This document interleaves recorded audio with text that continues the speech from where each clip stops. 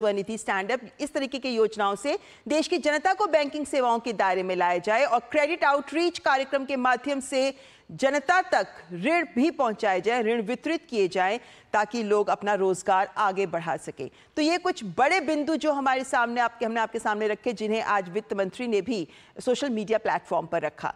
और जिस तरीके से हमारी अर्थव्यवस्था आगे बढ़ रही है, जिस तरीके से आंकड़े इस बात की तस्दीक कर रहे हैं, इसी से जुड़ा है हमारा आज का विशेष, जो कहता है मोदीनॉमिक्स का कमाल, जीडीपी 8% के पार। चर्चा के लिए हमारे साथ जुड़े हैं शुभमोय भट्टाचार्य जी, जो आर्थिक मामलों के वरिष्ठ पत्रकार हैं। शुभमोय जी, आपका बहुत बहुत स्वागत। और सबसे पहले यही बात, 8.2%, मतलब ये शायद उम्मीद नहीं की जा रही थी कि हम 8% को भी पार कर सकते हैं, लेकिन हमने कर दिखाया। लेकिन आंकड़ों से हटकर आम जन को समझना चाहें तो इन आंकड़ों के क्या मायने हैं 8.2% की वृद्धि दर? ममता जी, सबसे पहले जीडीपी, सकल घरेलू उत्पाद की हम जब बात करते हैं, वो एक कोई नंबर नहीं है। उससे पता चलता है कि अर्थव्यवस्था की कितनी जोर पकड़ी है या कितनी कमी है।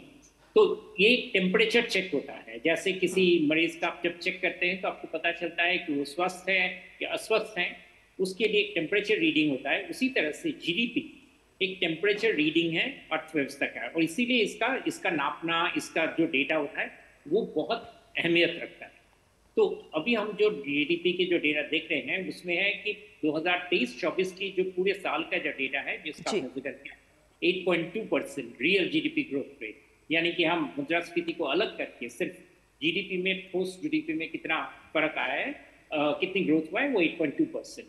और अगर हम सिर्फ लास्ट क्वार्टर इसमें उसका अगर हम देखें तो वो काफी ज्यादा आश्चर्यजनक है, क्योंकि उसमें 7.8% का ग्रोथ दर्ज किया गया लास्ट क्वार्टर का ग्रोथ इसलिए अहमियत रखता है क्योंकि इस क्वार्टर में मोटा मोटी एक्सपेक्ट किया जा रहा था कि 7 के आसपास में ही ग्रोथ रेट होगा, लेकिन इसको सरप्राइज करते हुए ये डेटा आया है 7.8%, यानी कि एक्सपेक्टेशन से कहीं ज्यादा हमें ग्रोथ देखने को मिला। जी, उम्मीद से कहीं ज्यादा बेहतर आंकड़े तो ये दिख रहे हैं। लेकिन शुभमोय जी, बात वहीं आ जाती है कि आखिर इसके पीछे बड़ा कारण क्या है, क्योंकि जब आज वित्त मंत्रालय के सूत्रों के हवाले से कुछ महत्वपूर्ण बिंदु सामने आए तो उसमें एक बड़ी बात, क्योंकि वो चिंता की बात मानी जाती रही है, वो है ग्रामीण अर्थव्यवस्था।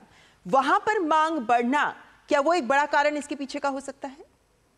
साथ में आप देखेंगे कि कल जिसका आप जिक्र कर रहे थे, स्टैंडर्ड एंड पुअर S&P का जो रेटिंग था, उसमें उन्होंने बताया है कि वो जो भारत के रेटिंग्स जो पॉजिटिव, सकारात्मक पोजीशन पे उन्होंने एस्टैब्लिश किया है, उसके पीछे एक बहुत बड़ा कारण है कि भारत में कंजम्पशन, यानी कि लोगों को खरीदारी करने में जो कैपेसिटी है उसमें बढ़ोतरी हो रही है।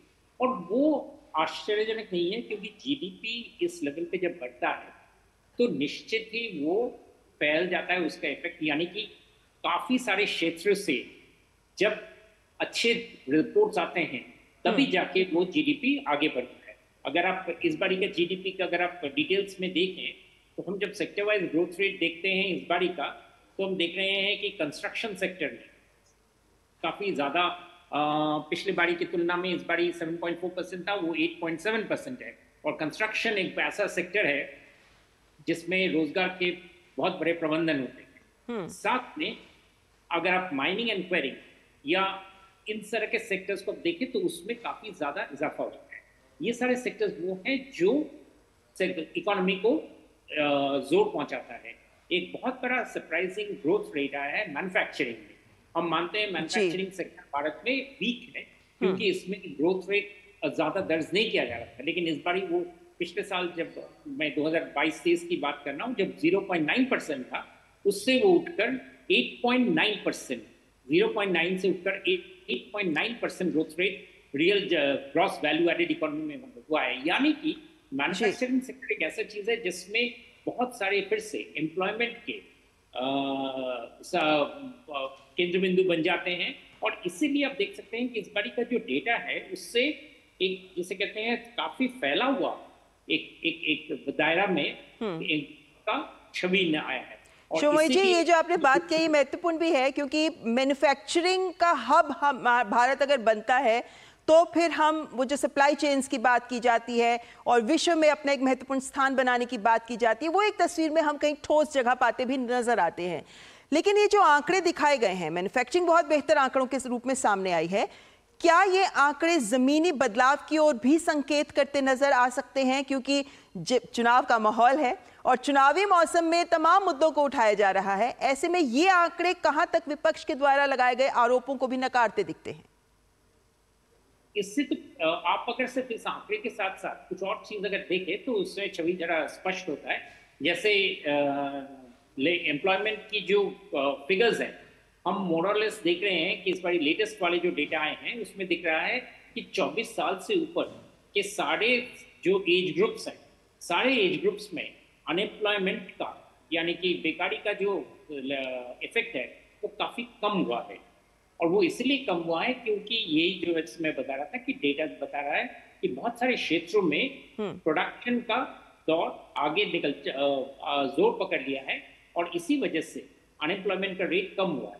तो यानी कि जो जीडीपी के बढ़ने से, जो आपका जो मूल सवाल था कि उससे देश में क्या, उसमें लोगों को क्या फायदा होता है, इससे फायदा ये होता है कि लोगों के जिंदगी में एम्प्लॉयमेंट की जो जरूरत है, कंजम्पशन की जो जरूरत है, लोगों को कामकाज के साथ अपने सेविंग्स, बहुत सारे चीजें जो बिंदु आते हैं, उन सबों में एक सकारात्मक बदलाव। शुभमोई जी, ऐसे में एक और सवाल, क्योंकि बैंकिंग सेक्टर को लेकर वित्त मंत्री ने जो महत्वपूर्ण बिंदुओं को सामने रखा उसमें एनपीए एक बहुत बड़ा फैक्टर दिख रहा है। हमारे बैंकिंग सेक्टर की सेहत बहुत अच्छी है, उसको भी संकेत इसमें मिलता है। ये भी कितना महत्वपूर्ण है देश की अर्थव्यवस्था के लिए, क्योंकि जब हम इंटरनेशनल बोरिंग्स की बात करते हैं, जब हम निवेश की बात करते हैं, निवेशकों को आकर्षित करने की बात करते हैं, तो बैंकिंग सेक्टर एक महत्वपूर्ण कारक रहता है। जी ममता जी, बैंकिंग सेक्टर, और साथ में एक और चीज की तरफ मैं आपका ध्यान आकर्षित करूंगा। आज ही जो डेटा निकला है उसमें भारत में कितना पावर यानी कि कितनी बिजली उत्पादन हुई है पिछले 2 दिन में, वो एक काफी चौंका देने वाला डेटा है। बिजली उत्पादन इसलिए बहुत जरूरी है क्योंकि हर किसी भी जगह पे बिजली का खपत बेसिक चीज है अर्थव्यवस्था को चलाने के लिए आज के दिनों में। और इस वक्त कल 30 यानी कि आज को 30 तारीख को करीब 30 को यानी कि कल बिजली 250 गीगावाट भारत में प्रोडक्शन हुआ है। ये पिछले साल मैक्सिमम प्रोडक्शन हुआ था इस गर्मियों के मैक्सिमम टाइम में करीब 222-223 के करीब था। आज से 25 गीगावाट एक्स्ट्रा प्रोडक्शन होना दो चीज बताता है कि एक सिर्फ गर्मी के लहर की वजह से नहीं, इंडस्ट्री वगैरह हर चीजों में एक्स्ट्रा जो आप फील कर सकते हैं कि कंजम्पशन, यानी हमारे पास क्षमता है कि जरूरत पड़े तो हम उस स्तर का भी उत्पादन कर सकते हैं। लेकिन बहुत संक्षेप में, वक्त थोड़ा कम है, संक्षेप में बैंकिंग सेक्टर पर आपका कमेंट। बैंकिंग सेक्टर में पिछले कई सालों से बहुत महत्वपूर्ण सुधार हुआ है और इसी वजह से आप देख रहे हैं कि बैंकिंग सेक्टर में लगातार एनपीए कम होता है, वो सच में बहुत कम हो गया है। और ये एक जिसे कहते हैं मूलभूत रिफॉर्म हुआ है भारतीय क्षेत्र, भारतीय अर्थव्यवस्था में, जिसका हमें फायदा मिलना शुरू हुआ है और इसका फायदा आगे जाकर के हमें बहुत मिलेगा। और बैंकिंग सेक्टर से चूंकि हर वर्ग का व्यक्ति जुड़ रहा है, इसलिए ये उम्मीद की जा सकती है कि बैंकिंग सेक्टर के मजबूत होने से उन सब वर्गों को भी जरूर उससे फायदा होगा। फिलहाल वक्त इतना ही है। बहुत बहुत शुक्रिया शुभमोई जी, इन तमाम बातों पर अपने विचार हमारे साथ साझा करने के लिए। और फिलहाल यहाँ रुकेंगे एक ब्रेक के लिए। ब्रेक के बाद बात करेंगे मौसम की, तो जुड़े रहिए हमारे साथ, देखते रहे न्यूज़ नाइट। जिन्होंने यूज किया है वो जानते हैं असली हींग का स्वाद। MDH सुपर हींग।